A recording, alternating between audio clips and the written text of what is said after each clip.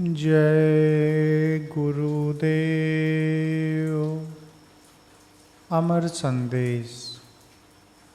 सतगुरु की अखंड वाणी, जीवन पथ की कहानी, जीवन सुधारक वाणी, जीवों की भवपार कहानी। गुरु की वाणी। शिव नेत्र आज भी मिलता है। शिव नेत्र प्राप्ति का गुरु मिलना चाहिए। सच्चा गुरु मिलने पर ईश्वर प्राप्ति सरल है। ईश्वर जीते जी मिलता है, इसी मनुष्य शरीर से। कृपया जय गुरुदेव इंस्पायर्स भारत को सब्सक्राइब करें। वर्ष 1 अंक 6 भाद्रपद संवत 2015 सितंबर सन 1958। 1 प्रति 50 पैसे। संपादक त्रिलोकीनाथ अग्रवाल, आजमगढ़। मन को चेतावनी। मानत नहीं मन मोरा साधो, मानत नहीं मन मोरा रे। बार बार मैं मन समझाऊं, जग में जीवन थोड़ा रे। या काया को गर्व न कीजे, क्या सांवर क्या गोरा रे। बिना भक्ति तन काम न आवे, कोट सुगंध चभोरा रे। या माया जनी देख रे भूलो, क्या हाथी क्या घोड़ा रे। जोड़ जोड़ धन बहुत बिगूछे, लाखन कोट करोड़ा रे। दुविधा दूर मत और चतुराई, जन्म गयो नर बौरा रे।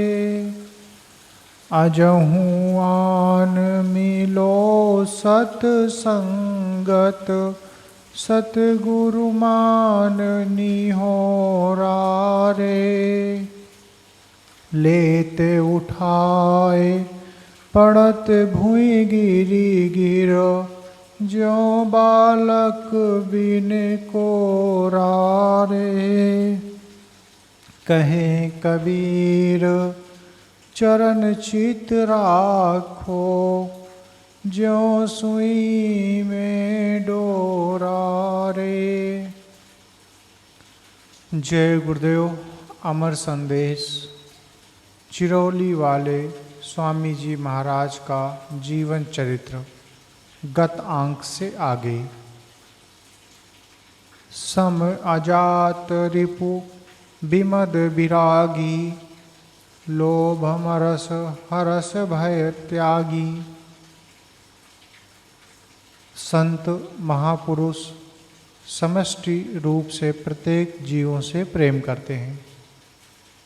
जीव जंतु पशु और पक्षी सभी उनको पहचानते हैं, किंतु दुख इस बात का है कि ज्ञानवान चोले में बैठा हुआ मनुष्य उनको शीघ्र नहीं पहचान पाता, जितना अन्य 84 के जीव।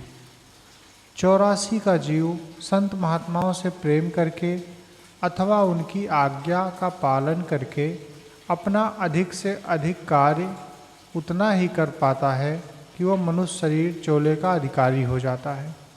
किंतु मनुष्य तो आज्ञा का पालन करके सर्व सुखों का भंडार और पूरे मालिक को प्राप्त करके सदा के लिए जन्म मरण के चक्कर से छुटकारा पा सकता है, किंतु उन संत जनों को नहीं पहचान पाता। चिरौली वाले संत स्वामी जी महाराज के विषय में भी ऐसा कहा जाता है कि उन्होंने 84 में पड़े हुए जीवों का अधिक संख्या में कल्याण किया।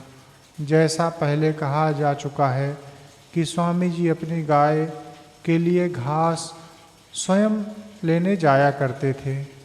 खेतों में जब घास खोदने बैठते थे तो उनके कंधों पर अन्य अंगों पर चिड़ियाँ आकर बैठ जाती थी और तब तक नहीं उड़ती थी जब तक स्वामी जी अपना अंग हिला ना दें, और जब बार बार वो आकर बैठती थी तो वो कहा करते थे कि भाई मुझे अपना काम करने दो, किंतु हित अनहित पशु पक्षी जाना, वह क्यों हटे।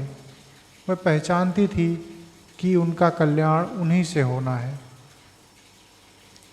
अपनी गाय के लिए वो स्वयं कहा करते थे कि अब की बार स्तन से निकल मनुष्य चोले में चली जाएगी और संपन्न परिवार में जन्म लेकर भक्ति करके अपने घर पहुँचेगी। कहा जाता है कि वो गाय स्वामी जी के शरीर छोड़ने पर जहाँ उनकी चिता जल रही थी वहाँ रस्सी तुड़ाकर इतने बेग से पहुँची कि मानो चिता में कूद पड़ेगी। लोगों ने पकड़ लिया। उनके जाने के थोड़े दिन बाद उसका भी शरीर छूट गया। एक बार का जिक्र है कि स्वामी जी महाराज घास खोद कर किसी कपड़े पर रखे हुए थे तो उसमें एक सांप आ बैठा। स्वामी जी ने उसे देखा मगर कुछ ना बोले। जब घर चलने लगे तो घास के गट्ठर में सांप को भी घर ले आए। उनका एक लड़का जब घास का गट्ठर खोलने को आगे बढ़ा तो स्वामी जी ने कहा, जरा संभल कर घास खोलना, उसमें एक सांप जी बैठे हुए हैं। लड़के ने गट्ठर खोल दिया। सांप जी कहीं चले गए। मगर वाह रे इंसान, तूने ऐसे महापुरुषों को नहीं पहचाना और न कदर किया। साधारण मनुष्यों की तो बात ही न्यारी है। उनके निकट संपर्क में रहने वाले उनके गुरु भाई भी तो उनको नहीं पहचान सके। गुरु स्वरूप बड़े भाई के शरीर त्यागने के बाद लोग उनकी ओर जुड़कर लाभ उठाने के बजाय ऐसे ऐसे भाव उठाए कि जिसे यहाँ लिखना ठीक नहीं है। अतः स्वामी जी महाराज को कुछ दिनों तक सत्संग बंद रखना पड़ा और ऐसे प्रतीत होने लगा था कि उदासीन भाव से चुप ही चले जाएंगे, किंतु गुरु भाई श्री प्यारे लाल जी इत्यादि के यहाँ इने गिने सज्जनों के प्रयास से उन्होंने सत्संग जारी किया। मगर गुरु स्थान जो अलीगढ़ शहर में था उससे एकदम अलग।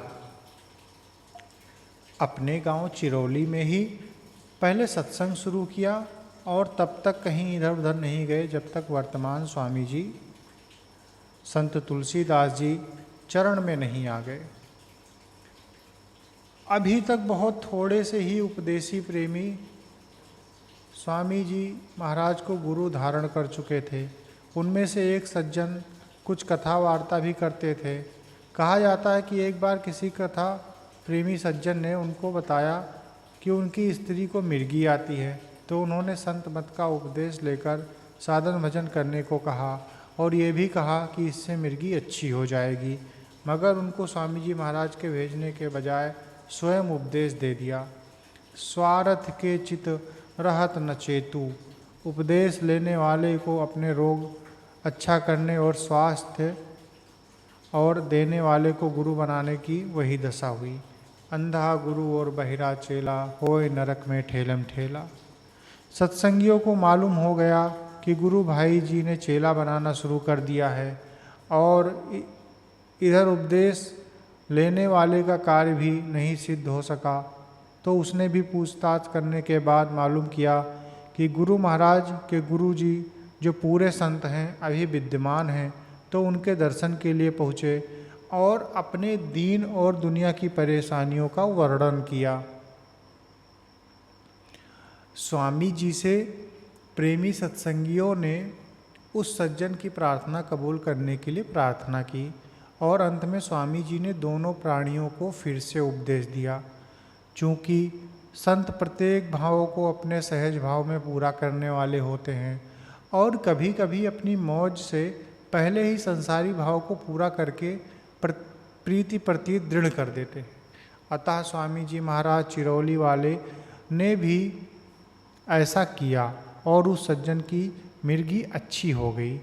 उधर सत्संगियों ने उन नए गुरु महाराज को बड़ा शर्मिंदा किया और भला गणेश चक्र से आपकी सूरत तो उठी नहीं और चले चेला करने। तो आपको जहाँ जाना है जाएंगे ही, बेचारे निर्दोष चेले को कहाँ ले जाएंगे। अगर इन्होंने सतगुरु की अपार शक्ति को समझा होता तो वे कभी ऐसा नहीं करते और अपने जीव के कल्याण के विषय में पहले सोचते। मगर इंसान तो 84 के जीवों से भी नीचे उतरता चला जा रहा है।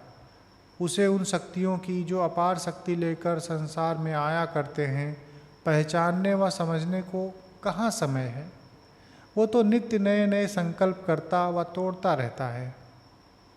महात्मा अपने संकल्प से तब तक नहीं हटते जब तक जीव स्वयं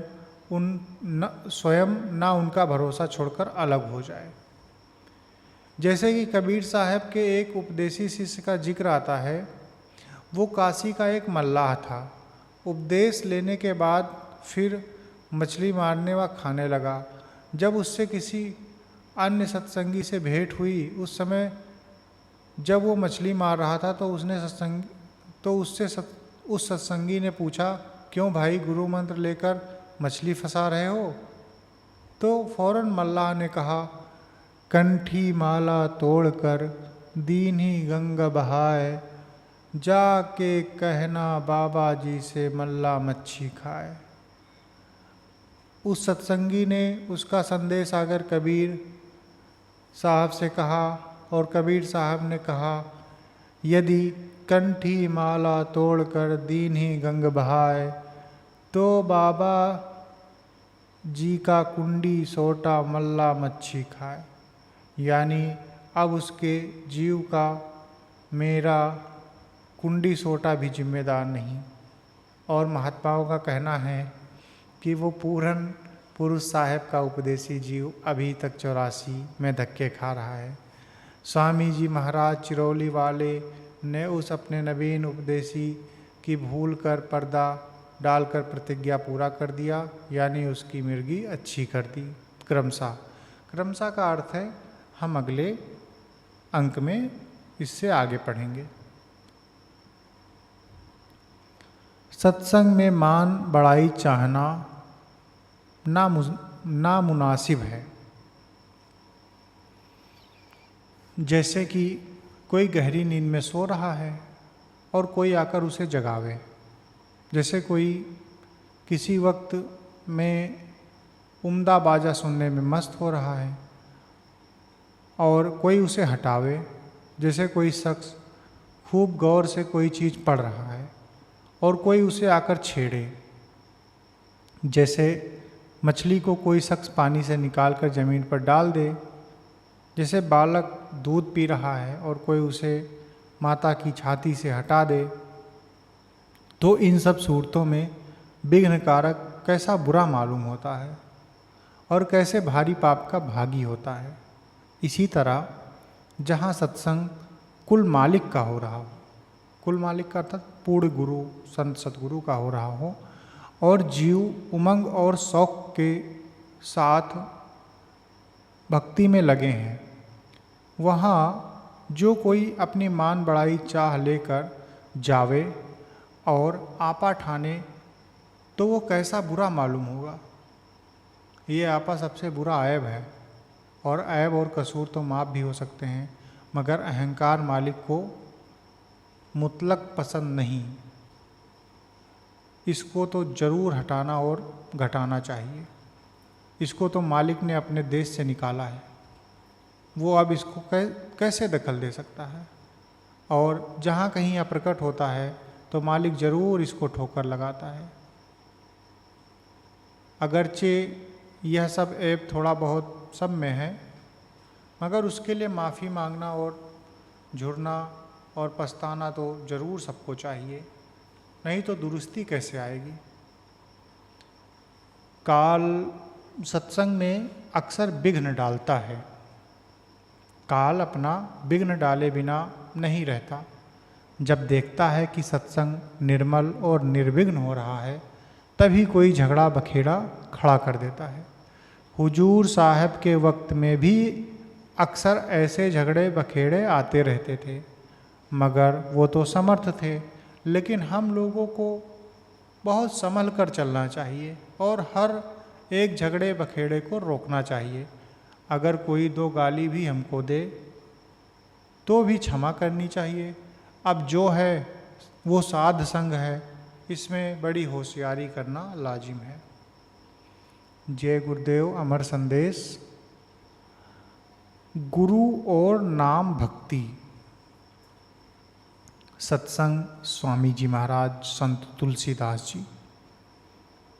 दिनांक 21 जून 1958 रात्रि 8 बजे आजमगढ़। गुरु प्रेमियों, इस तारीख को याद रखें। ये तारीख है 21 जून 1958, करीब 75 साल पहले का सत्संग, रात्रि 8 बजे आजमगढ़। अब मैं सत्संग पढ़ना शुरू करता हूँ, वाचन शुरू करता हूँ। आप ध्यान से सुने कि स्वामी जी ने सत्संग में क्या क्या कहा। दोस्त यार से नाता जुड़ा, परमात्मा से नाता छूट गया। संसार में हम लोग एक तरह की यात्रा कर रहे हैं, इसलिए हमको समझना चाहिए कि यात्रा कैसे करना है। पहले जब हमने संसार में प्रवेश किया, तब से दोस्त यार से नाता हुआ, परमात्मा से नाता छूट गया। एक जगह से प्रेम हटकर दूसरे जगह लग गया। परमात्मा को छोड़कर संसार से जो प्रेम किया वो प्रेम व्यर्थ है, क्योंकि जिस घाट पर बैठकर हमने परमात्मा को याद किया उसमें प्यार छिपा है। वो स्थान स्थिर और प्रेम टिकाऊ है। प्रभु को याद करने वाले से प्रेम किया जाए तो प्रभु की याद आएगी। यदि दुनिया वालों से प्रेम किया जाए तो उससे प्रेम होगा। प्रभु तो दोनों में है, मगर दोनों में फर्क है। परमात्मा को याद करोगे तो सुख मिलेगा। परमात्मा को याद करने वालों से प्रेम किया तो हमेशा हर मुसीबत में भी प्रभु की याद आएगी। जो प्रभु को भूले हुए हैं उनका प्रेम नाकिस है। जब भी तुम किसी से मिलो, उठते बैठते, जागते, चलते सोते, खाना बनाते या अन्य कार्य करते, प्रभु को प्यार करने वाले प्रेमी को याद करोगे तो मालिक सदा याद आएगा। स्वप्न में भी सत्संग और परमात्मा और उसके प्रेमी की याद आएंगे। और मुबारक वो घड़ी है जब जागने में भी प्रभु मिल जाए। महात्मा यही कहते हैं कि जागते सोते सदा होश में रहो और उसकी याद करो जो प्रभु सब जानता है। गुरु की महिमा बिना प्रेमी के पास बैठे नहीं जान सकते। गुरु की महिमा बिना प्रेमी के पास बैठे जान नहीं सकते, और बिना उसकी याद के तुम जाग नहीं सकते। दृष्टि खुले, आकाशवाणी सुनाई पड़े और सूरज जाग जाए। अंधेरे में सूरत सोई किसी प्रेमी आशिक और भक्तजन के पास बैठे तो वही याद दिलाएगा और प्रभु तक पहुंचाएगा। हमको अंतर से प्रेम होना चाहिए। बाहरी शरीर का प्रेम क्षणिक है। कुटुंब परिवार इसीलिए छूट जाते हैं, उनका प्रेम इसीलिए छूट जाता है कि वो क्षणिक और अस्थायी होता है। जब उसके प्रेम में पहुंच जाओगे तो चलते फिरते वही प्रेम मिलेगा। और जब तक हर समय महात्मा की याद नहीं करते, परमात्मा की याद नहीं आ सकती। ये सोच लो कि हम मार्ग भूल गए हैं, मार्ग छूट गया, हम भटक गए। महात्मा कहते हैं कि तुम मेरे पास आओ, उस प्रेमी के पीछे आओ, मैं तुमको निश्चित स्थान पर पहुंचा दूंगा। जिस ओर से आए हो उसी ओर चला दूंगा। ना प्रेम मिलने से हम अटक भटक रहे। प्रेम मिलता नहीं, इसलिए तो हम भटकते फिरते हैं। जब हम प्रेम नगर में पहुंचते हैं तो हम प्रेम करते हैं, वहाँ लड़ाई झगड़ा कैसा।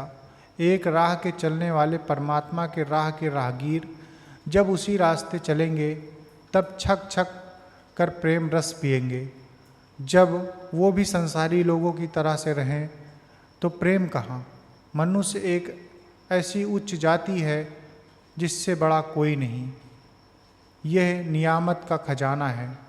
मनुष्य का हृदय बहुत विशाल होता है। महात्मा सबको संभालते हैं, महात्मा सबको संभालते हैं।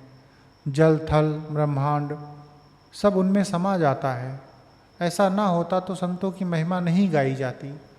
जैसा शरीर हमारा है वैसा महात्माओं का है, मगर हमारा प्रेम उसके साथ नहीं था, इसलिए सबके साथ प्रेम नहीं किए। शराबी जैसा ना बनो कि मोरी में गिरो। प्रेम की शराब पियो ताकि होश रहे, एक दूसरे में प्रेम रहे और मालिक की याद बनी रहे। प्रेम का प्याला गुरु के पास पीने को मिलता है। महात्मा जिस तरह गुरु के चरण में बैठकर खुद प्रेम का प्याला पिए हैं, उसी तरह उसी प्रेम के प्याले को तुम भी पियो। ये इसलिए कहा है कि तुम एक दूसरे से जलन क्यों जलते मरते हो, भटकते हो। जब राजा रंग तुमको एक ही समान है तो तुम इस आत्मा को प्रेम नगर पहुंचा दो ताकि शांति मिल जाए।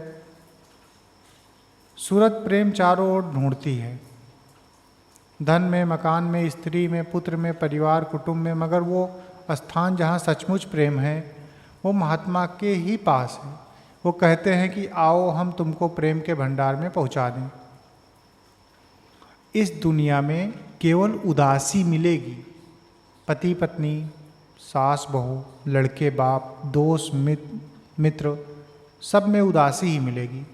उदासी की दुनिया में सिवा उदासी के और क्या मिलेगा। आशिक बनो तो ऐसे बनो, ऐसी वस्तु में इश्क करो कि कभी प्रेम टूटे नहीं। इन लोगों के साथ में रहकर आत्मा को नीचे उतार दिया। सूरत प्रेम ढूंढती है, मगर जहाँ प्रेम है वहाँ ढूंढती ही नहीं। ये नरदेही कागज के पुतले से भी बदतर है। शरीर से सूरत के प्रस्थान करते ही सड़ने लगता है। महात्मा के पास प्रेम है, सुगंधी है। जीव उसके पास पहुँचने से प्रेम पाता है। सत्संगी सब मिलकर चालें, प्रीत परस्पर पल पल पालें।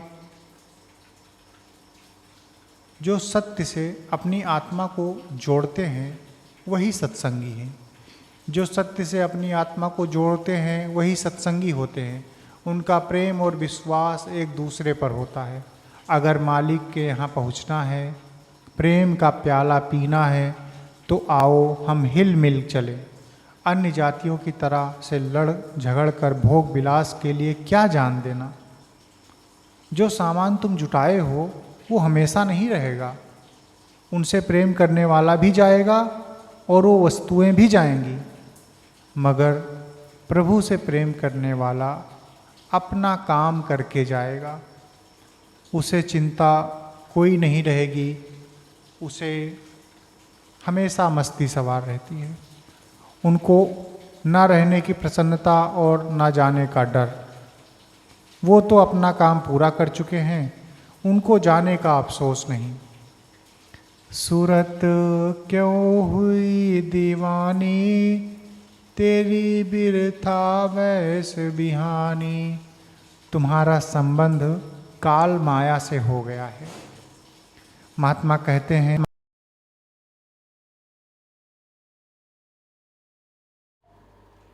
तुम्हारा संबंध काल माया से हो गया है। महात्मा कहते हैं कि ये सूरत, जब से तू अपना देश छोड़कर आई है, तेरा संबंध माया, काल, इंद्रियों और भोगों के साथ हो गया है। तू पागल होकर क्यों भटक रही है?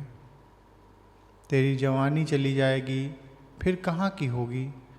मालिक के सेज पर बैठने वालों को क्या चिंता? फिर तू भोगों में फंसकर क्यों अपनी उम्र को बर्बाद कर रही है? दीवानापन छोड़कर बाकी उम्र में कुछ काम कर ले। जब जंजीरों में फंस जाएगी, कोई फरियाद नहीं सुनेगा। माया के पर्दे से बाहर निकल और इंद्रियों के भोग को छोड़। सब वक्त चला गया, थोड़ा समय बाकी है। जिस दिन से जो महात्मा का सत्संग शुरू करता है, यह समझना चाहिए कि उसी दिन उसका जन्म हुआ। महात्मा धीरे धीरे परमात्मा तक पहुंचा देते हैं। पागलपन के रास्ते को छोड़ दीजिए। आंखें बंद होते ही शरीर का मसाला छूट जाएगा। वो मसाला जिस पर हम पागल हुए हैं केवल मिट्टी है। ये सब माया के खेल हैं और बाजीगर का तमाशा है।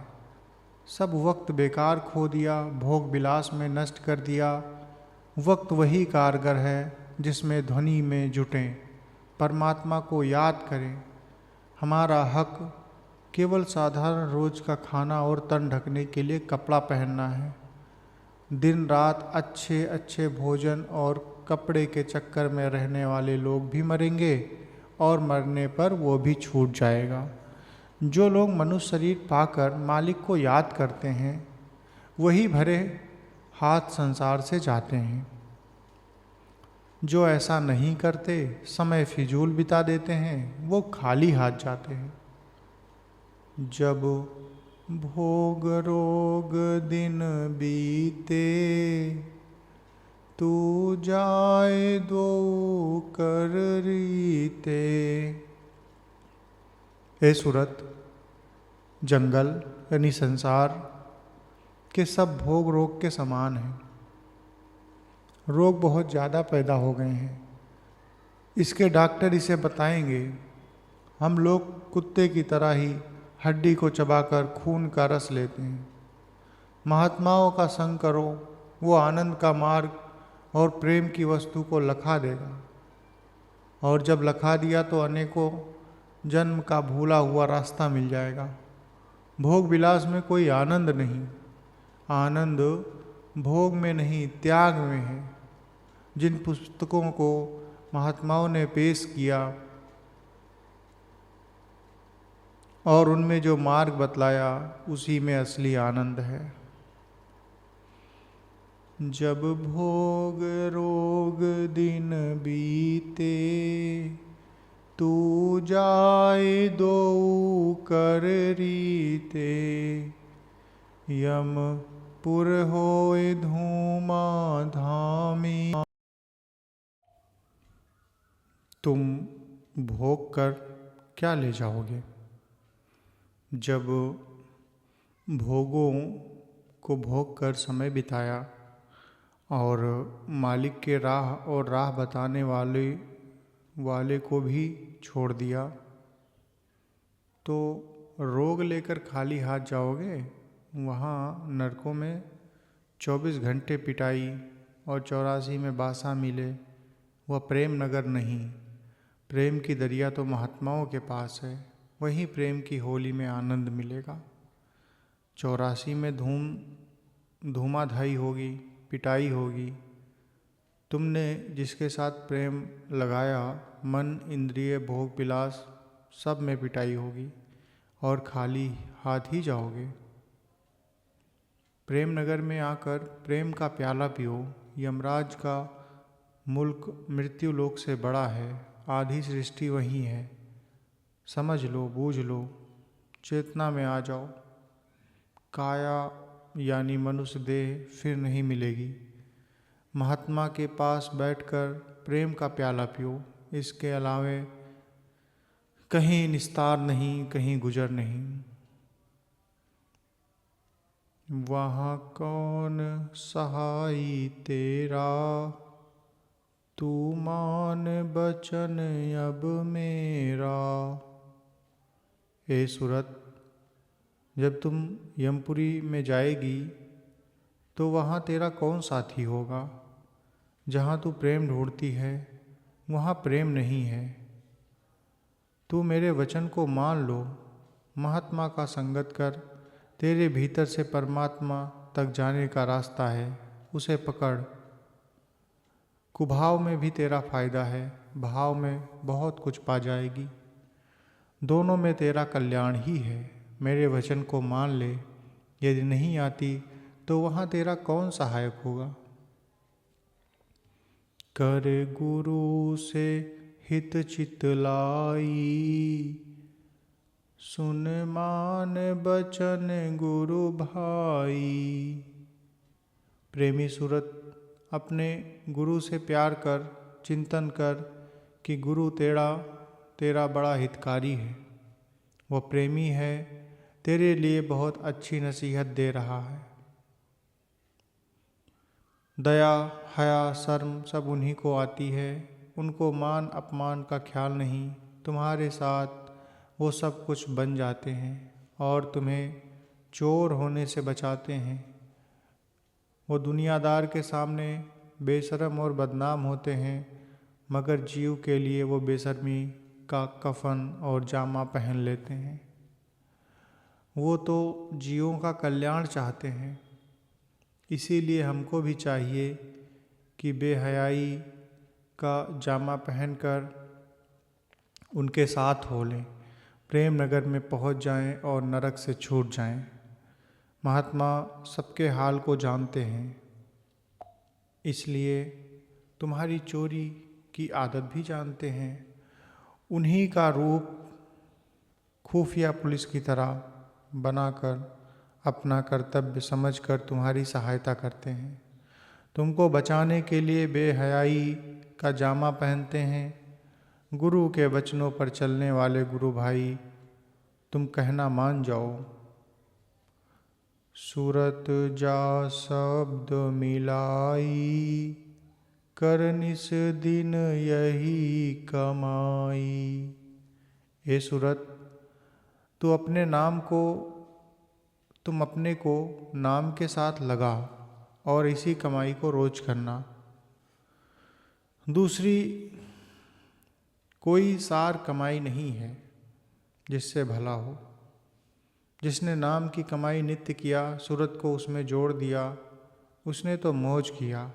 संसार की कमाई से कोई लाभ नहीं। जो तन मन धन सब इसमें लगा देते हैं, इससे कोई लाभ नहीं। नाम की कमाई से 84 का रास्ता बंद हो जाता है।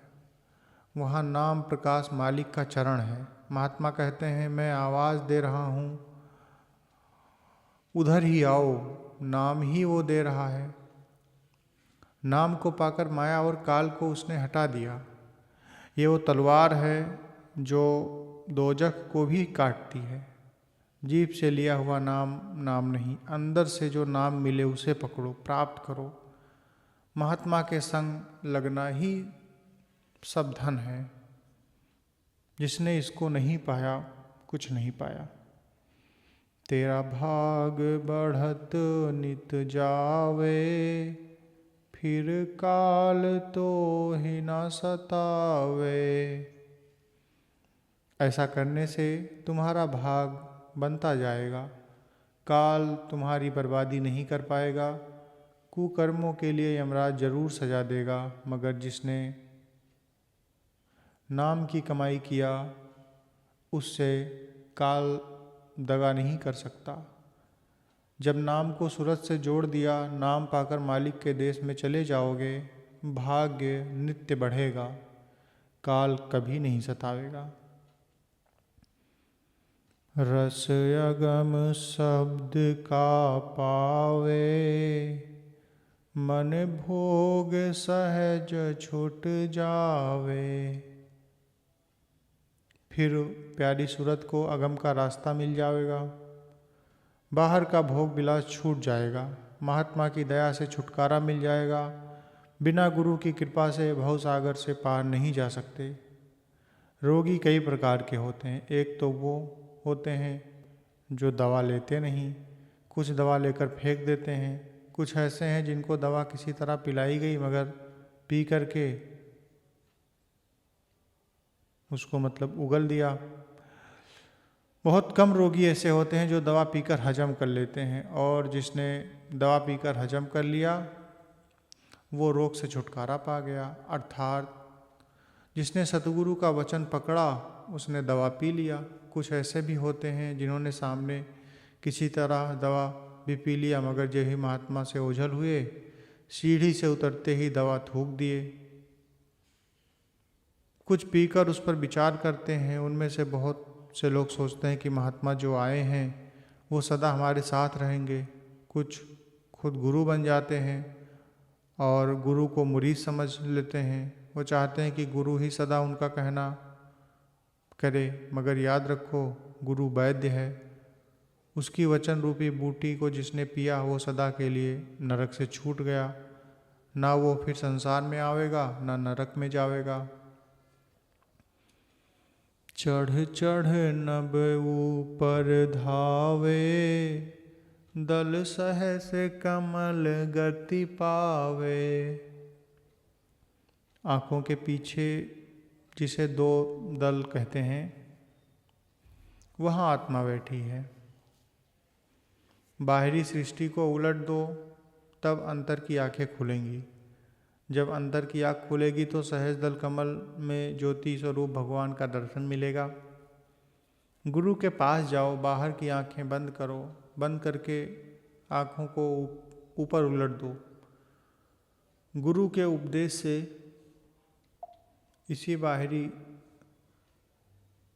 दृष्टि को वाल्मीकि ने उलट दिया और सब कुछ हो गया।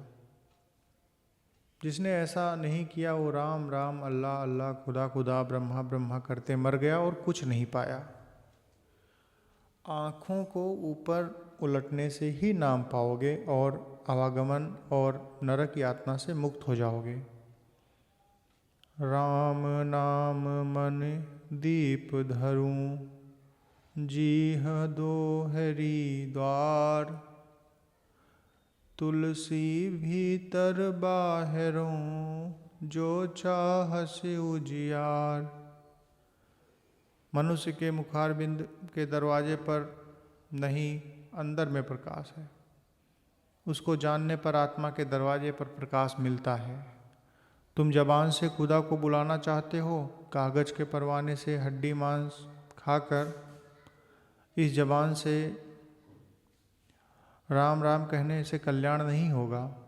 बहुत से अज्ञानी व्यक्ति कहते हैं कि स्वयं भगवान रामचंद्र मृग का शिकार किया करते थे। ये बात गलत है। भगवान ने मृग का शिकार नहीं किया था।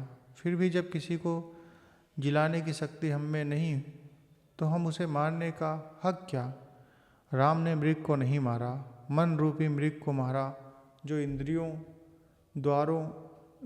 द्वारा भोगों का रस लेना चाहता है और उसके प्राप्त होने के चक्कर में सदा इधर उधर दौड़ा करता है। यीशु मसीह ने भी यही कहा है कि Thou knowest the commandments, do not commit adultery, do not kill, do not steal, do not bear false witness, honor thy father and mother। जो उन महापुरुषों ने किया उसको ना समझकर आजकल के लोग आदर्श पुरुषों पर इल्ज़ाम लगाकर मन का मज़ा और जिह्वा का स्वाद लेते हैं। मगर इसे खूब समझ लीजिए, यमराज के दरबार में कोई दर्द नहीं। वहाँ पिटाई खूब धूमाधामी से ऐसी होती है कि जिसे देखकर महात्माओं के रोंगटे खड़े हो जाते हैं। जिन लोगों ने वहाँ की दुर्गति को देखा है उन लोगों ने चेतावनी दी है कि कभी बुरा कर्म ना करो, अपने भीतर की दृष्टि को खोलो, सूरत को वहाँ पहुँचाओ और अपने जीवन को सफल बनाओ। सदा डगमग रहने वाले गिर जाते हैं और कभी ना अपना कल्याण कर सकते हैं ना अन्य का। तिल मोड़े बिजली चमके, सुन शब्द अनाहद धमके, फिर चांद सूरज दों दर से, सुख मन मन सूरत पर से। तुम्हारे भीतर चांद सूर्य दोनों हैं। भगवान की ज्योति जल रही है। बाहरी आँखों को बंद करके भीतर की ओर देखो तो वहाँ चंद्रलोक, सूर्यलोक, विष्णुलोक में चले जाओगे। नारद ऋषि सदा इन लोकों में भ्रमण किया करते थे। ये बात ना तो गलत थी ना गलत है, मगर दिन रात इंद्रियों के भोग में पड़े रहने वाले को दिखाई नहीं पड़ेगा। गुरु मूरत अजब दिखाई, शोभा कछु कही न जाई। नर रूप दिखावे तब ही, मन खेच चढ़ावे जब ही। दे मदद बढ़ावे आगे, मन जुग जुग सोआ जागे। हर महात्मा के दो रूप होते हैं, एक नर रूप, दूसरा ज्योति स्वरूप। नर रूप दिखाकर मनुष्य को चढ़ाते हैं, अपनी मदद से आगे बढ़ाते हैं। उन्होंने सूरत को जगाया, मन को काबू में किया और फिर नाम का सहारा देकर उसे आगे बढ़ाया। उधर अपने भीतर में जब सूरत ने गुरु रूप देखा, मस्त हो गई, जगत यातना से छूट गई। यही तो महात्मा करते हैं। चढ़ बंक चले त्रिकुटी में, फिर सुन्न तके सरोवर में। ज्योति रूप के स्थान के आगे कर्मनाशा नदी है। सूरत के ऊपर जाने के रास्ते में अयोध्या, गंगा, यमुना, बद्रीनारायण, अमरनाथ सब अंदर हैं। वो सब आँखों के ऊपर हैं। जो बाहरी आँखों को भीतर की ओर उल्टेगा वो सब आएगा। जो वहाँ नहीं जाएगा वो नहीं पाएगा। चित्रकूट में ब्रह्म का स्थान है। वो त्रिकुटी में बसता है, उसके आगे भी रास्ता है। अयोध्या में हंस रहते हैं। वहाँ की शोभा निराली है। बहुत सुखदाई स्थान है। पेड़ों के पत्ते मलमल से भी अधिक मुलायम है। जहाँ शोभा हंसन भारी, यह भूमि लगे अति प्यारी। वहाँ की हंस रूपी सुरतें, आत्माएं सबसे प्यार करती हैं, मगर हम वह प्रेम भूल गए हैं। हमारा ध्येय वही है, मगर रास्ता हमको नहीं मिलता। महात्मा जब मिलते हैं तब वो रास्ता बता देते हैं। रंग भूमि की भूमि तभी मिलेगी जब दोनों आँखें उलट जाएं। धुन किंगरी बजे करारी, सुन सुरत हुई मतवारी। फिर लगे महासुन तारी, जहाँ दीप अचिंत सम्हारी। लख भंवर गुफा हुई न्यारी, जहाँ सेत सूर उजियारी। चौथे पद करी तैयारी, धुन बीन सुनी अति भारी। वहाँ किंगरी, मुरली, बंसी भी बजती है। भगवान श्री कृष्ण की बंसी बजती है। ये बात सही है। हाँ, उन वस्तुओं को मृत्युलोक या ब्रह्मलोक में नहीं पाओगे। लख अलख अगम में लखारी, हुई राधा स्वामी रूप निहारी। महिमा उनकी क्या कहूँ भारी, मुझ गरीब की बहुत सुधारी। अलख से ऊपर अगम लोक में पहुंचकर अपना असली रूप दिखाई पड़ता है, और यह बिना महापुरुषों के चरणों में बैठे नहीं मिलेगा। तुम बेअदबी करते हो, उनके संगत में रहना नहीं चाहते। उनके सम्मुख बैठना, आदर करना, बोलना सीखना कुछ सीख सकते हो। शरीर को एक दिन छूटना है, इसमें संशय नहीं। इसलिए खाली हाथ मत जाओ। महात्मा दया करते हैं। प्रेम करना सीखो, सच्चा इश्क सीखो, मालिक से प्यार करना सीखो, तब उस मार्ग में जाओगे।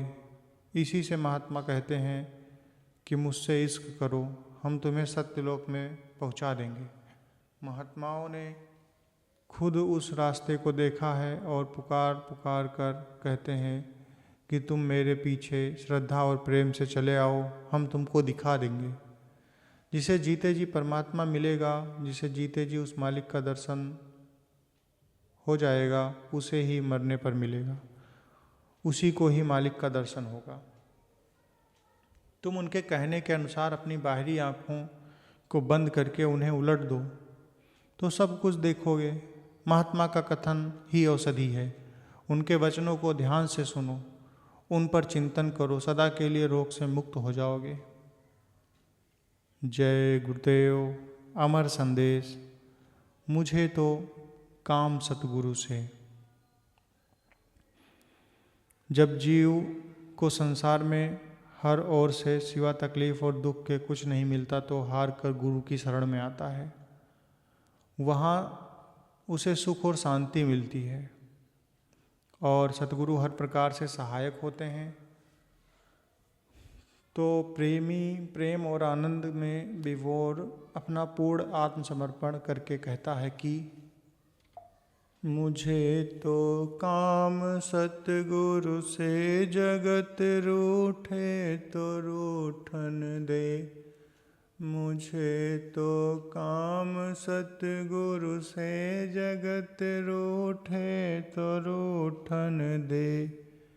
कुटुंब परिवार सुत दारा माल धन लाज लोकन की प्रभु का ध्यान धरने में अगर छूटे तो छूटन दे। गुरु का भजन करने की लगी दिल में लगन मेरे। प्रीत संसार विषयों से अगर छूटे तो छूटन दे। संतों की संगत में करूं कल्याण मैं अपना। भोग संसार विषयों की मौज लूटे तो लूटन दे। सिर के पाप की मटकी मेरे गुरुदेव ने पटकी। वो सतगुरु स्वामी ने पटकी अगर फूटे तो फूटन दे। करूं कर जोर कर बिनती शीस चरणों में हूँ रखती। दया और मेहर सतगुरु की करम छूटे तो छूटन दे। मुझे तो काम सतगुरु से जगत रूठे तो रूठन दे।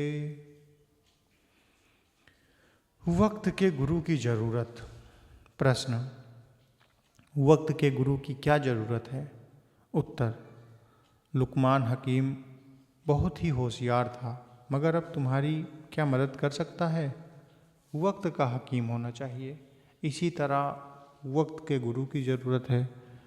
जिसका अंतर में शब्द नहीं खुला है और रूप नहीं प्रकट हुआ है, उसको गुरु की ज़रूरत है। वचन महाराज साहब, मनुष्य की अपेक्षा तो भेड़ बकरी ही अधिक सचेत होते हैं, क्योंकि वो गरेड़ियों का शब्द सुनकर खाना पीना छोड़कर उसकी तरफ जल्दी से दौड़ पड़ते हैं। दूसरी ओर मनुष्य इतना असावधान है कि ईश्वर के आने की पुकार वक्त गुरु से सुनकर भी उधर न जाकर आहार विहार में लीन रहते हैं। जय गुरुदेव। अमर संदेश। मर्म व्यथा। संत सतगुरु कहीं भी किसी देश में विराजमान हों, किंतु वे सतत जागरूक सर्वरक्षक सदैव अपने जीवों की निरख परख करते रहते हैं और आवश्यकता अनुसार सबको अमृत की बूंदें और जीवन दया और मेहर सबके पास भेजते रहते हैं। वे जीव चाहे चरणों में लग गए हों चाहे नहीं। यहाँ हम अपने प्रिय पाठकों के सामने एक प्रेमी की एक ऐसी मर्म व्यथा रख रहे हैं जो उस समय अपने परम पिता की गोद में बैठने के लिए कितना बेचैन है। इन प्रेमी की व्यथा जब मर्म में न समा पाई तो छलक कर लेखनी के द्वारा हमारे समझ छा पड़ी है। अपने परम पिता के श्री चरणों में इन प्रेमी को कितनी अपार श्रद्धा, कितने अपार विश्वास और प्रेम है, आप स्वयं देखें और अपने हृदय को टटोलें कि हम कहाँ स्थित हैं। ये प्रेमी भाई अपना नाम पता नहीं दिए हैं। ऐसा लगता है पूर्ण रूपेण गोपनीय वो रहना चाहते थे, किंतु जब हृदय का उफान आया तो कुछ फुहारे हम तक पहुंच ही गए। उन प्रेमी ने क्या लिखा है वो हम आपको पढ़ के सुनाते हैं। अनुकूल परिस्थितियों में भी मैं भला मालूम होता है प्रेम करता हूँ और संपर्क में रहने वाले भी मेरी खोटाई विसार कर प्रेम बरतने लगते हैं। अभी इस समय विशेष में ऐसा ही हाल है। सोचता हूँ कि प्रतिकूल अवस्था भी तो आती रहती है और आएगी ही, उस समय तो बुरा लगेगा ही। तो इस समय इस यात्रा की थोड़ी शांति किस काम की, ये तो मात्र भरमाने को आई है मुझे। मेरे हिस्से तो प्रतिकूलताओं का ही अनुपात अधिक है। मुझे तो जैसे भीषण आग की कच्ची लकड़ियाँ जलती हैं, चटपटाती हैं, वैसे ही ज़्यादातर रहना है। तो या थोड़ा सा अवकाश काहे को, ये तो तुम ही ले लो मेरे सरकार, रहने दो मुझे जैसे रहने दे, जैसे ज़्यादातर लोगों को रहने दे रहे हो। मैं तुमसे यहाँ का सुख नहीं मांगता। ये ज़्यादा अच्छा है कि मैं दुखों में ही रहूं और तुम्हें याद रखूं। वो सुख जो मुझे यहाँ के कठोर दुखों को भोगने में नाजुक बना जाता है और तुम्हारे चरण कमलों की याद से खाली कर देता है, मुझे नहीं चाहिए। देखूं अपना वह अनमोल प्रेम धन कब तक देते हो तुम। मैं निर्धन चंद पैसों को प्राप्त कर तुम्हें भूल जाऊंगा। निर्बल हूँ, शरीर में थोड़ी सी ताकत आते ही तुम्हारी सर्वशक्ति संपन्नता को विसार कर स्वप्न घमंड से अंधा हो जाऊंगा। असंख्य सांसारिक आवश्यकताओं की पूर्ति के साधनों और संभावनाओं के अभाव में जकड़ी हुई पमाल और जर्जर जिंदगी बसर करने वाले मैं नीच और स्वार्थी, कृतघ्न और मतलबी आदमी हूँ। खुले बाजार में खड़ा हूँ, कोई जरा सा भी मेरे किसी कमी की पूर्ति के योग दे दे तो उसी के हाथें बिक जाऊँ। मुझे तिरस्कृत और लंछित व्यक्ति की कोई जरा सा भी किसी प्रकार की प्रशंसा कर दे तो समझ बैठूं कि मैं काफ़ी आगे बढ़ा हूँ। किसी भी ओर से किसी प्रकार की अनुकूलता महसूस हुई कि चारों ओर से सिमट कर मात्र उसी को भोगने में अपना सब कुछ विसार दूं। आपका नाम भर लेता हूँ मैं, परंतु आप पर निर्भर नहीं हूँ। मेरी इस कमी को दूर करना मेरा काम नहीं है, आप या आपकी दया से ही संपन्न होगा। सरकार, आप ही मुझे अपना प्रेम पात्र बना सकते हैं। इस बात को मान गया हूँ मैं नितांत अक्षम्य असमर्थ हूँ प्रभो, परंतु मुझे आपका प्रेम धन चाहिए। मैं हर तरह से हीन और अपात्र और अयोग्य हूँ, परंतु आप मुझे अपना सेवक बना लें, यही मेरी साध है प्रभो। अंतर की तरफ से आपको मना रहा हूँ, बेचैन तबीयत से आपकी मिन्नतें कर रहा हूँ। आपकी चिर की लालसा की मूक वाणी से हट कर रहा हूँ आपके आगे। अपनी मजबूरियों को संदेशों से आपके चरणों को छू रहा हूँ मैं। दया सागर, मैं कुछ भी नहीं कह पा रहा हूँ, परंतु सब कह रहा हूँ। आपकी दया की भीख मांगता हुआ पतित पावन मुझे शरण में रख लो। अब संसार की भूल भुलैया से उबार कर अपने परम शीतल पादार विंदों उसका एकांत अनुराग दो मुझे। यहाँ हास रुदन के तमाशों से उपराम कर अपनी शरणाई का शांतिमय निश्चिंत निवास दो। परम पिता हे सर्वव्यापी, तुम निश्चय ही मेरी यह पुकारे सुन समझ रहे हो। निश्चय है कुछ सोच रहे होंगे मेरे विषय में, परंतु हे दयामय अब देर और कितनी करोगे। काल माया के आगे देश में कब तक यूं ही जलता रहूँगा। प्रेम में प्रभु अब उठा लो यहाँ से। इस जीवन में दुख सहते सहते तबाह हो चुका हूँ, और अब भी तुम ख्याल नहीं करोगे तो शेष जीवन भी नरक भोगते ही बीतेगा। बचपन ही जिस चीज़ के लिए तरसता आ रहा हूँ और कल्पना के जिस लोक का अपने अंतर में सृजन करते यहाँ के दुखों से तनिक सा ऊपर उठकर शांति रस पाने की चेष्टा में अभ्यस्त रहा हूँ, वो सब कुछ छूट गया। अब आपका परिचय इन पागल प्राणों को मिला। अब आपकी याद में बहार और बसंत है, आपकी याद में पावस और मल्हार है। आपके चरणों में शरद पूनम रात, आपकी ही अलकों में ग्रीष्म की मलयानिल। आपके ही सुंदर मुखड़े में गुलाब के फूल हैं, चाँद हैं, सूर्य हैं और लावण्यमय आकर्षण है जो दिल को बांधे रहता है। आपकी ही बोली में रस है, चाल में मादकता है, निर्भयता है और हर मनपसंद भाव है। जीवन की निखिल पिपासाओं की अंतिम तृप्ति आप में प्रच्छन्न है।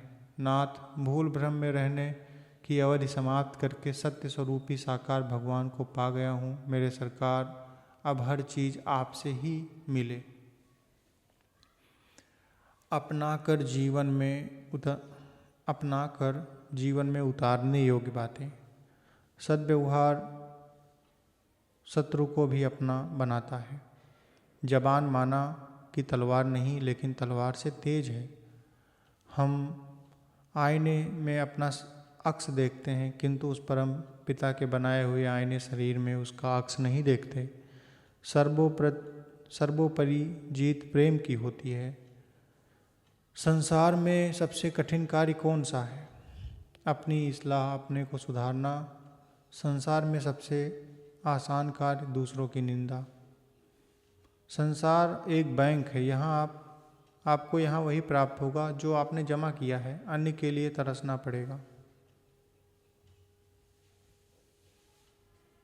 जय गुरुदेव। अमर संदेश। रामायण की चौपाई का सच्चा अर्थ। एक बार बनारस में स्वामी जी के सत्संग में रामायण की विरोधाभासी चौपाइयों का अर्थ पूछा गया। उस प्रश्न का दिग्दर्शन एक प्रेमी लेखनी द्वारा हमारे पाठकों के समक्ष प्रस्तुत है। आजकल सत्संग का माध्यम बहुधा संत गोस्वामी जी महाराज द्वारा रचित रामायण ही देखने में आती है। इसका मुख्य कारण यह है कि ग्रंथ पहले तो हिंदी भाषा में लिखा गया है, दूसरा सरस और भावपूर्ण पदों में संयुक्त है। ग्रामीण तथा नागरिक, कम पढ़े लिखे अथवा प्रकांड विद्वान सभी रस में झूम झूम कर आनंदित होते हैं, किंतु भक्तजन तो उसमें उस आत्म और परमार्थ सुख का अनुभव करते हैं जिसे संचारी रंच मात्र भी पा जाएं तो दीवाने हो जाएं। अतः एक बार स्वामी जी वर्तमान संत तुलसीदास जी महाराज वाराणसी में एक सज्जन के घर सत्संग हेतु पधारे। वहाँ एक बहुत बड़ा जनसमूह दर्शन अथवा सत्संग हेतु उपस्थित था। स्वामी जी जो ही आसन ग्रहण किए, नियमानुसार प्रेमियों ने एक प्रार्थना गाया। तत्पश्चात स्वामी जी बोले, आप उपस्थित सज्जनों में से यदि किसी को कुछ पूछना हो तो पूछ सकते हैं। जो कुछ मुझे मालूम होगा बताऊंगा। कुछ देर तक लोग मौन रहे, किंतु तत्क्षण ही यूनिवर्सिटी के एक प्रोफेसर साहब ने खड़े होकर पूछना शुरू किया। महाराज क्षमा कीजिएगा, मैं जो कुछ पूछना चाहता हूँ वो केवल जानने के लिए है, परीक्षा लेने या किसी अन्य भाव से नहीं है। मुझे शंका है कि गोस्वामी जी महाराज ने जो लिखा है भाव कुभाव अनख आलस हूँ, नाम जपत मंगल दिस दस हूँ। निर्मल मन जन सो मोहि पावा, मोहि कपट छल छिद्र न भावा। मेरे समझ में ये दोनों चौपाइयाँ एक दूसरे के विरोधी भाव रखती हैं। पहली चौपाई मालिक के तरफ चलने के लिए सरल साधन है, परंतु दूसरी चौपाई तो कठिन है, साधन कर दिया। स्वामी जी महाराज ने कहा, भाई गोस्वामी जी महाराज पूरे संत थे, उन्होंने जो कुछ भी लिखा है वो संतवाणी है, उसे तो केवल वही समझा सकते हैं अथवा कोई उन्हीं के श्रेणी का संत। हमें संतवाणी का अर्थ नहीं करना चाहिए, क्योंकि कहीं अर्थ गलत हो गया यानी वह भाव प्रकट ना किया जा सका, उसके लिखते समय उस संत का क्या अर्थ था, तो पाप का भागी होना पड़ेगा। आए दिन गोस्वामी जी की रामचरितमानस के बहुत से विद्वान शहरों में घुमा करते हैं। यत्र तत्र कथा बैठा कर जनता को उस महापुरुष के एक एक शब्द सैकड़ों अर्थ लगाकर सुनाया करते हैं। जनता भी बड़ी प्रशंसा करती हुई जाती है कि बड़े अच्छे कथावाचक हैं, खूब अर्थ करते हैं। ऐसा तो आज तक किसी ने नहीं बताया। एक ही चौपाई का अर्थ कई दिन तक कहते रहे और समाप्त नहीं हुई इत्यादि। भला बताएं, जब आप शब्द मुख से निकालें तो अपना एक भाव व्यक्त करने के लिए अथवा कई, उसी प्रकार महापुरुष मनुष्य शरीर में जब अवतरित होते हैं तो जो कुछ भी भाव व्यक्त करते हैं जनसाधारण के समझने के लिए, और वो तभी हो सकेगा जब उसका भाव एक होगा, जब उसका अनेक अर्थ प्रकट करने वाला अपनी बुद्धि का परिचय देता है और श्रोतागण उसकी शैली व बुद्धि पर मुग्ध होते हैं, न कि उस संत की वाणी अथवा भाव पर।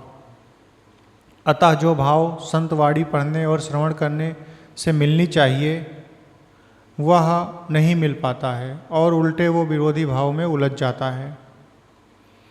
अनेक भावों में वो किस भाव को सही समझे, संत वाणियाँ पढ़ने व गुनने के लिए हैं, और यदि उसमें असली भाव व तथ्यों को जगाने की अवस्था भक्त को हो जाए तो उसे संत महापुरुष से भेंट करके जानना चाहिए। यदि वो उस शरीर में उस समय हो और यदि अपना भौतिक शरीर संत छोड़ चुके हों तो किसी और संत की तलाश करनी चाहिए जो उस गूढ़ भेद से वाकिफ़ हों। बिना संत का गूढ़ भाव प्रकट नहीं किया जा सकेगा। संतों का देश व मंडल अलग है, वह सदैव उस मंडल में आनंद लेते रहते हैं। बिना उस मंडल की जानकारी हुए कोई उसके गूढ़ रहस्य को नहीं जान सकता। अतः हमें उन उलझनों में नहीं पड़ना चाहिए, संत वाणी को गुनना चाहिए, इससे खेत तैयार होता है। तर्क वितर्क करने वालों के हाथ कुछ नहीं लगता। सुनि समुझहि मुनि मुदित मन, मंजहि यति अनुराग। संत वाणी प्रेम से पढ़ने और गुनने वालों को शुभ कर्मों का फल मिलता है। तर्क युक्त वाले के हाथ तो शुभ कर्म का फल भी नहीं लगता। अतः मेरी प्रार्थना है, यदि आप गोस्वामी जी की वाणी का अर्थ जानने के लिए सचमुच तैयार हैं तो आप किसी अनुभवी संत के पास जाएं, जो उनकी वाणियों का ठीक अनुभव करा देगा और आपका मनुष्य जीवन सफल हो जाएगा। अनुभवी संतों के अनुभव ही प्राप्त करने पर जोर दिया है, क्योंकि शुभ अशुभ दोनों कर्म बंधन है और जीव जन्म मरण के चक्कर से छूट नहीं पाता। प्रोफेसर साहब बोले, महाराज आपको तो मैं इसी श्रेणी का समझता हूँ।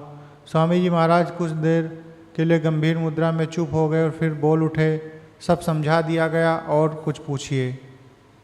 सत्संग समाप्त होने पर एक सज्जन मेरे निकट आकर पूछने लगे, भाई स्वामी जी ने चौपाइयों का अर्थ कहाँ समझाया? मैंने कहा, भाई साहब उन्होंने तो पूरा समझा दिया। संतों की वाणियाँ व संतों का नाम पढ़ना या गुनना या जपना चाहे जैसे वो जिस अवस्था में किया जाए मंगलदायिनी है, यानी शुभ कर्म में दाखिल है। किंतु यदि उन्हें प्राप्त करना है तो आपको कपट छल छिद्र को अपने भीतर से निकाल कर निर्मल मन होना पड़ेगा। और संत मिले तो हरि मिले। मोह से बड़ो संत कर लेखा, संत मिले तो हरि मिले, या में संशय नाहि। जा घट में संशय वसा, वा घट हरि ना बसई। एक कथावाचक सज्जन, जिनकी कथा की प्रशंसा सारे नगर में फैली हुई थी, जो 6 माह में केवल कुछ कांड ही समझा पाए थे, उसी दिन सत्संग में पधारे हुए थे। सत्संग समाप्त होने पर सबसे पीछे अपने स्थान से उठकर अश्रु भरे नेत्रों से स्वामी जी के चरणों पर मत्था रख दिया, मानो पापों का प्रायश्चित कर रहे थे, और बगैर कुछ बोले मौन अपने घर चले गए। 2 दिन बाद मालूम हुआ कि कथावाचक सज्जन अपने बाँचने के निश्चित स्थान पर जाना ही बंद कर दिया। जब उनकी कथा के प्रेमी लोग उनके पास गए कि कथा क्यों बंद कर दी गई, तो उन्होंने अपनी जगह से अपने लड़के को भेज दिया, मगर स्वयं ना जा सके। जब फिर कुछ लोगों को मालूम हुआ कि स्वामी जी के वचनों का असर हो गया, तो स्वामी जी के पास आए और अपनी गर्ज सुनाए कि वो चाहते हैं कि कथावाचक जी फिर कथा कहने लगे। स्वामी जी ने कहा कि मैंने उन्हें मना तो नहीं किया, यदि उनका पेशा है तो उसे कर सकते हैं, किंतु संतों की वाणियों का अर्थ करते समय अवश्य सतर्क रहना चाहिए। और जब फिर लोगों की आग्रह से कथा करना प्रारंभ किया तो दूसरी ही शैली, भाव और वाणी निकली। शब्द स्वामी जी महाराज चिरौली। ए स्वामी जी मोए अपना रूप दिखाए दीजो, मेरी विनय सुनो धर प्यार। गुरु जी मैं जन्म जन्म भर मत रही, कोई मिला ना कारण हार। गुरु जी काल कर्म के जाल में, मैंने जम की खाई मार। गुरु जी नर तन पायो भाग से, और फिर बंध गई संसार। दुख पावत तड़पत रहूं, रोग शोक की लार। ए स्वामी जी मुझ दुखिया को तारने, तुम आए धर अवतार। मैं खींच बुलाई सत्संग में, और बचन सुनाए सार। ए स्वामी जी मेरी काल दुष्ट के हाथ से, कर दियो निवार। ए गुरु जी भव सागर में डूबती मैं, गहिलई भुजा पसार। ए गुरु जी मेरी लाज तुम्हारे हाथ में, मेरी नाव पड़ी मझधार। ए गुरु जी बल्ली के ले हाथ में, अरुखे ये उतारो पार। हे गुरु जी बार बार विनती करूं, और चरणन बलिहार। गुरु जी दया करो अपना करो, यह अर्जी बारंबार। हे गुरु जी दीनहीन दुख की भारी, मैं पड़ी शरण में हार। हे गुरु जी मन बैरी घाटा गहे और छोड़त नहीं विषधार। हे गुरु जी मन इंद्रिय के भोग में बंधी कुटुम परिवार। हे गुरु जी गाढ़े बंधन बंध रही और कर मन की भरमार। हे गुरु जी तुम बिन मेरा कोई नहीं, मेरी अब के करो संभार। हे गुरु जी तुम समरथ माता पिता मोए लीजे गोद बिठाए। हे गुरु जी आदि अंत रक्षा करो, मेरे तुम ही सत करतार। हे स्वामी जी मौज तुम्हारी को लखे, तुम घट घट जाननहार। हे गुरु जी हार पड़ी अब शरण में, मेरो जग से करो उधार। हे गुरु जी मैं निर्धन और निर्बल हूँ, अरुहार पड़ी तुम द्वार। हे स्वामी जी नाम दान मोए दीजिए, मेरो जाते होय निस्तार। मोपे अब सतगुरु कृपा करी, अरु दृष्ट दीनी डार। हे गुरु जी भेद दिया निज शब्द का, मेरे हिये के खुले किवार। मोहे मई हर दर्शन करी दियो, मेरे करम भरम दिए जार। हे स्वामी जी सूरत चढ़ी आकाश में, और लखी जोत उजियार। हे गुरु जी गगन त्रिकुटी चढ़ गई, और ऊपर की धुन ओंकार। हे गुरु जी लीला देखी अचरजी, कहत कहत गई हार। हे गुरु जी मन सुरत निर्मल भयो, अरु छूटा भरम गुम्बार। हे गुरु जी सुन्न शिखर पर चढ़ गई, धुन बाजी सारम सार। हे गुरु जी नाही मान सर ताल में, मेरे निकर गए दुख सार। हे गुरु जी लीला निरखत खुश भई, मैं भई बहुत होशियार। हे गुरु जी हंस हंसिनी खेलते, और बैठे बहुत कतार। हे गुरु जी निर्मल होई आगे चली, मेरी सूरत भई सुरसार। हे गुरु जी महासुन्न धुन परखती, आगे खुला शब्द भंडार। हे गुरु जी मधुर मधुर बंसी बजी, और सुनी बीन झनकार। हे गुरु जी सत्यलोक सतपुरुष का मैंने अब किया दीदार।